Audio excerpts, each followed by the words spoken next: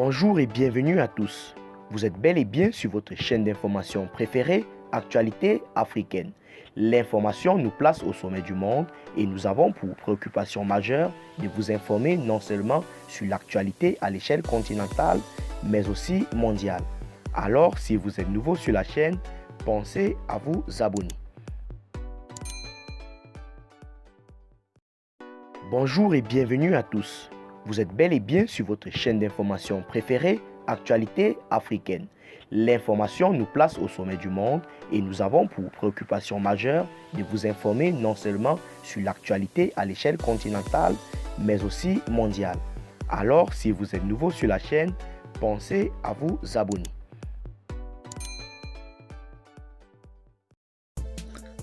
Eh bien les amis, avant de commencer, nous tenons à rappeler que les informations que nous publions ou que nous partageons ne sont pas des informations à but de créer une quelconque zizanie entre vous et le peuple du territoire malien.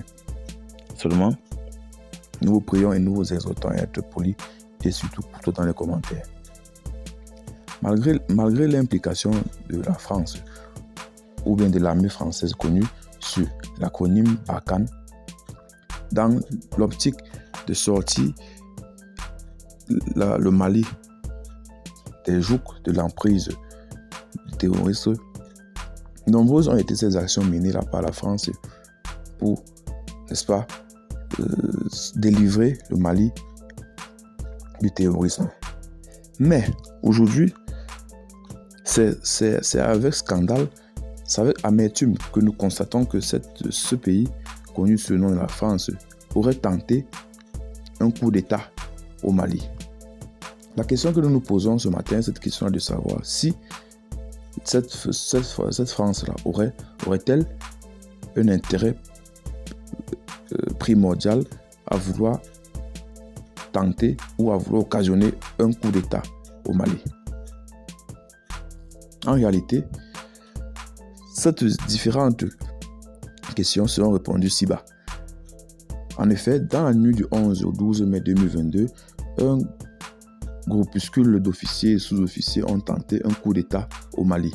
L'action s'est soldée par un échec et les objectifs visés par les putschistes n'ont pas été atteints. Selon le communiqué produit par le gouvernement, ces militaires étaient soutenus par un État occidental.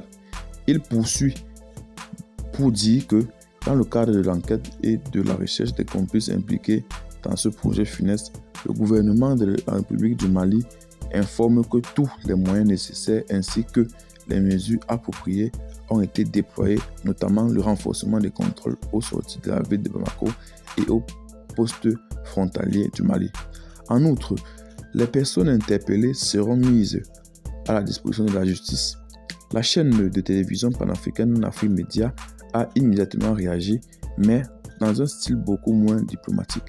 Au cours d'un panel organisé aux premières heures du mardi 17 mai 2022, les participants ont clairement cité la France. Chaque fois que quelque chose de bon va arriver au peuple africain, c'est comme ça que la France agit. La jeunesse malienne aurait difficilement accepté ce coup d'État. De l'avis général, si cette action avait connu le succès escompté par ses exécutants, elle aurait occasionné un véritable bain de sang.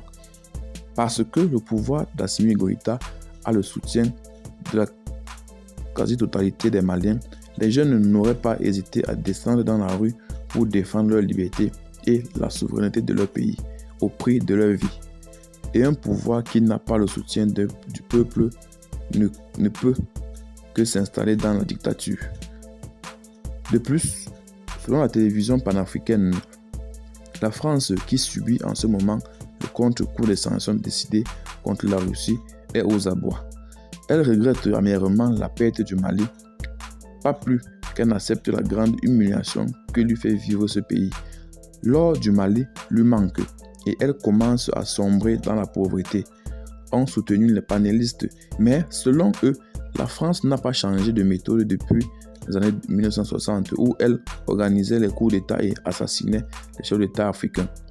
C'est le 25 juin 2019 que le Mali mécompte de l'action française dans le pays, signe avec la Russie un accord de coopération militaire. depuis les déboires de la France dans le pays n'en finissent plus. Jean-Yves Le Drian, le dernier ministre des Affaires étrangères au premier mandat de Macron, est convoqué par la justice malienne. Il doit se présenter devant les juges d'instruction pour avoir fait pression en 2015 sur les autorités maliennes pour que l'entreprise de FIS puisse bénéficier du marché de la fabrication des passeports maliens. Une véritable déculottée. Enfin, il y a quelques jours, le ministre malien de la Défense et des anciens combattants rendait visite à Igor Gromyko, l'ambassadeur de la Russie, et il avait été largement question de la sécurité du pays. Et la Russie avait promis son soutien ferme au Mali. Alors, malgré donc le départ de la France, nous sommes sans ignorer que certains autres pays occidentaux tels que la Russie, le Burkina Faso ne cessent d'apporter leur coup de main au Mali dans l'optique de faire bannir ou d'éradiquer le terrorisme qui sévit. Alors, c'est dans ce terme que nous mettons fin à cette petite minute de l'information. Abonnez-vous, n'est-ce pas, à la chaîne si vous n'êtes pas encore. Partagez la vidéo si vous l'avez trouvée intéressante et abonnez-vous pour ne rater aucune de nos prochaines vidéos. Et de plus, nous vous remercions d'avoir écouté et suivi Actualité africaine, cette chaîne-là qui vous informe au quotidien sur le plan continental, international et mondial. À nous revoir très bientôt pour de prochaines vidéos.